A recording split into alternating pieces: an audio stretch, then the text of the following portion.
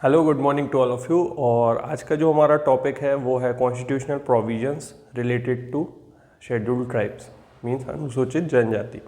और ये unit 10 MPPSC prelims का एक टॉपिक है और ये प्रीलिम्स के हिसाब से काफ़ी इम्पोर्टेंट है। तो हम एक एक जो कॉन्स्टिट्यूशनल प्रोविजंस हैं उनको डिटेल में समझेंगे, प्लस हम जानेंगे कि जो शेड्यूल्ड ट्राइब्स है वो क्या है। तो शेड्यूल्ड ट्राइब्स कौन होते हैं? सबसे पहले तो जब संविधान लागू हुआ था 26 जनवरी 1950 को, तब जो आर्टिकल 342 है उसमें डिस्क्राइब किया गया है कि शेड्यूल्ड ट्राइब्स कौन है। तो 342 की जो पर्टिकुलर लैंग्वेज है आप वो बेयर एक्ट से रेफ़र कर सकते हैं। तो 342 में क्या बताया गया है, जो प्रेसिडेंट हैं, प्रेसिडेंट ऑफ इंडिया, वो नोटिफिकेशन से स्पेसिफाई कर सकते हैं कोई भी पर्टिकुलर ग्रुप को ट्राइबल ग्रुप और किसी भी स्पेसिफाइड एरिया को ट्राइबल एरिया। तो आर्टिकल 342 में बताया गया है कि जो शेड्यूल्ड ट्राइब्स हैं वो कौन है, उनकी प्रॉपर डेफिनीशन है। वहीं आर्टिकल 366(25) में क्या बोला गया है, जो भी आर्टिकल 342 में बताया गया है वो ही ओरिजिनल डेफिनीशन है किसकी, शेड्यूल्ड ट्राइब्स की। तो आपको ये दोनों आर्टिकल्स याद रखने हैं और पर्टिकुलर जो लैंग्वेज होती है मैंने भी यहाँ मेंशन की है। और अब यदि आप इसको पढ़ना चाहते हैं तो बेयर एक्ट में आप सर्च कर सकते हैं, गूगल पर आप पढ़ सकते हैं। तो अनुसूचित जनजाति होते कौन हैं? तो अनुसूचित जनजाति ऐसे लोग होते हैं जो डेवलपमेंट प्रोसेस से काफ़ी निचले स्तर पर हैं और जो कि विकास की जो प्रक्रिया है उससे काफ़ी निचले पायदान पर पहुंच चुके हैं। ये ऐसे सोशो रिलीजियस ग्रुप होते हैं जिनका अपना डिस्टिंक्ट लैंग्वेज होता है, कल्चर होता है, रहन सहन होता है, खान पीन होता है। और कल्चर में काफ़ी सारी चीज़ें आ जाती है, जैसे इनके जो फेस्टिवल्स हैं, इनके डांसर्स हैं, इनके जो देवी देवता हैं। तो ये इन सभी मामले में बहुत ही डिस्टिंक्ट होते हैं, अलग होते हैं। तो अब हम समझेंगे कि जो शेड्यूल्ड ट्राइब्स हैं मध्य प्रदेश के संदर्भ में थोड़ा डिटेल में समझेंगे। और 2011 के सेंसस के हिसाब से जो शेड्यूल्ड ट्राइब की जो पॉपुलेशन परसेंटेज है वो कितनी है, 21.1%। आप चाहे तो पहले इसका स्क्रीनशॉट ले लें, फिर हम इसी को डिटेल में समझेंगे। तो हमारा जो टॉपिक है वो है जो एग्जैक्ट लाइन लिखी गई है वो है geographical distribution and constitutional provision of related to ST. तो आज हम केवल फोकस्ड हैं कॉन्स्टिट्यूशनल प्रोविजन से, लेकिन जो PVTG हैं, जो पर्टिकुलरली वल्नरेबल ट्राइबल ग्रुप्स हैं, उनका ज्योग्राफिकल डिस्ट्रीब्यूशन मैं शॉर्ट में आपको बता दूंगा। तो PVTG कौन होते हैं, पर्टिकुलरली वल्नरेबल ट्राइबल ग्रुप्स कौन होते हैं? ऐसे ट्राइबल ग्रुप्स होते हैं जो ट्राइब्स से भी काफ़ी पिछड़े होते हैं। इनका जो इकोनॉमिक लेवल है वो काफ़ी सब्सिस्टेंस होता है और इनका जो एग्रीकल्चर लेवल है वो काफ़ी पुराना होता है। ये इनके अंदर जो हेल्थ इश्यूज होते हैं, इनमें काफ़ी स्टीरियोटाइप्स भी होते हैं। हेल्थ के मामले में ये बहुत मलन्यूट्रिशन का शिकार हो जाते हैं और ये बहुत ज़्यादा सुपरस्टिशियस भी होते हैं। तो कुल मिलाकर कहने का मतलब ये है कि ये काफ़ी ज़्यादा पिछड़े होते हैं, लेकिन इनके बावजूद भी इनका अपना कल्चर होता है। जैसे कि बैगा है, बैगा की बात करें तो उनके अपने डांस हैं, अपनी देवी देवता है। ऐसा उनका एक पर्टिकुलर डांस है, वो गिनीज वर्ल्ड ऑफ रिकॉर्ड में भी दर्ज है, कर्मा नृत्य। तो ऐसे करके PVTG में मध्य प्रदेश में 3 जो ट्राइब्स हैं उनको नोटिफाई किया गया है। वो कौन कौन सी हैं? बैगा, सहरिया और भारिया।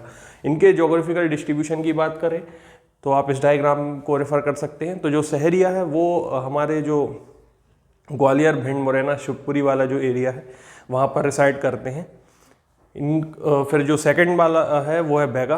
बैगा जनजाति है वो हमारे मंडला, बालाघाट वाले एरिया में रिसाइड करते हैं। वहीं हम भारिया की बात करें तो भारिया जो है वो छिंदवाड़ा के पातालकोट के लिए काफ़ी ज़्यादा फेमस है और उसके अलावा भी मंडला, जबलपुर वाले क्षेत्र में ये रिसाइड करते हैं। तो ये थे हमारे पर्टिकुलरली वल्नरेबल ट्राइबल ग्रुप्स। वहीं हम डेफिनीशन की बात करें तो मैंने डेफिनीशन आपको बता दी है कि जो आर्टिकल 342 है उसमें पर्टिकुलर डेफिनीशन ST की बताई गई है और उसी के लिए आर्टिकल 366(25) है कि हम जो ST हैं उनके लिए कहाँ रेफ़र कर सकते हैं, आर्टिकल 342 को। और ये नोटिफाई कौन करता है? 342(1) के साथ क्लॉज में प्रेसिडेंट। और लॉ बनाने का जो 342 क्लॉज 2 है उसमें जो लॉ बनाने का काम है वो पार्लियामेंट करता है। तो और ये दो इम्पोर्टेंट फैक्ट हैं, इनको भी आप याद रख लीजिए। जो tribal development and research centre है वो है भोपाल में, और जो पहला ट्राइब के लिए कम्युनिकेशन सेंटर खोला गया था वो था झाबुआ में। तो अब हम समझेंगे जो प्रोविजंस हैं, कॉन्स्टिट्यूशनल प्रोविजन, उनको एक एक करके। तो पहला जो हेडिंग है वो है एजुकेशनल एंड कल्चरल सेफगार्ड्स। तो इसके अंदर जो आर्टिकल्स आते हैं ट्राइब्स से रिलेटेड, वो पहला है आर्टिकल 15(4). तो आर्टिकल 15 क्या कहता है? No person shall be discriminated on the basis of race, caste, sex, religion, place of birth. तो उसी का क्लॉज 4 है। इसमें जो सबसे इम्पोर्टेंट जो कीवर्ड है आर्टिकल 15(4) में, वो है सोशली और एजुकेशनली। मतलब स्टेट ऐसे प्रोविजंस को बनाएगा या एडवांसमेंट करेगा जो कि सोशली और एजुकेशनली बैकवर्ड क्लास से रिलेटेड है। Means advancement of socially and educationally backward class. तो आर्टिकल 15(4) में ये बोला गया है, और ये एसटी से रिलेटेड है, शेड्यूल्ड ट्राइब से। वहीं फिर सेकंड जो आर्टिकल है वो है आर्टिकल 16(4). तो इस आर्टिकल में बोला गया है no provision shall stop state for making any provision for relating to reservation and appointment of STs.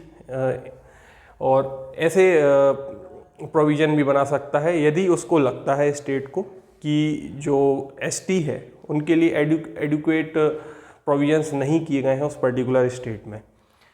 और ये किसी भी पोस्ट के लिए या अपॉइंटमेंट के लिए रिजर्वेशन की भी जो प्रोविज़न है उसको ला सकता है स्टेट। तो स्टेट इसमें प्रोविज़न बनाता है, और ये है आर्टिकल 16(4). इसको भी आप याद रखना है। और यदि आप प्रॉपर जो इसकी जो लैंग्वेज है वो देखना चाहते हैं तो आप जो बेयर एक्ट है उसमें आप जाके पर्टिकुलर जो लैंग्वेज है इस आर्टिकल की वो आप देख सकते हैं। फिर है आर्टिकल 46। तो आर्टिकल 46 में भी हमें दो चीज़ जो बहुत ही इंपॉर्टेंट कीवर्ड्स हैं वो हैं एजुकेशनल एंड इकोनॉमिक इंटरेस्ट। तो स्टेट प्रमोट करेगा educational and economic interest of SC and ST. तो और ये जो आर्टिकल है ये है डीपीएसपी का, और ये दोनों आर्टिकल थे ये थे फंडामेंटल राइट्स के। अभी हम बात कर रहे हैं एजुकेशनल एंड कल्चरल राइट्स की। तो आर्टिकल 21A भी किससे रिलेटेड है? फंडामेंटल राइट्स से, जिसमें एजुकेशन की जो 6 to 14 ईयर्स के बच्चे हैं उनके लिए एजुकेशन फ्री ऑफ कॉस्ट रहेगी, जिसमें यूनिवर्सलाइजेशन ऑफ एजुकेशन की बात की है। और आर्टिकल 45 भी उसी से रिलेटेड है, जो 0 से 6 ईयर्स के जो बच्चे रहेंगे उनके लिए फ्री अवेलेबल एजुकेशन रहेगी। तो ये थे हमारे educational safeguards and cultural safeguards जो एसटी से रिलेटेड है। वही हम आते हैं सोशल सेफगार्ड्स की। सोशल सेफगार्ड में सबसे पहला जो आर्टिकल है वो है आर्टिकल 17, जो कि अनटचेबिलिटी के ऊपर बात करता है।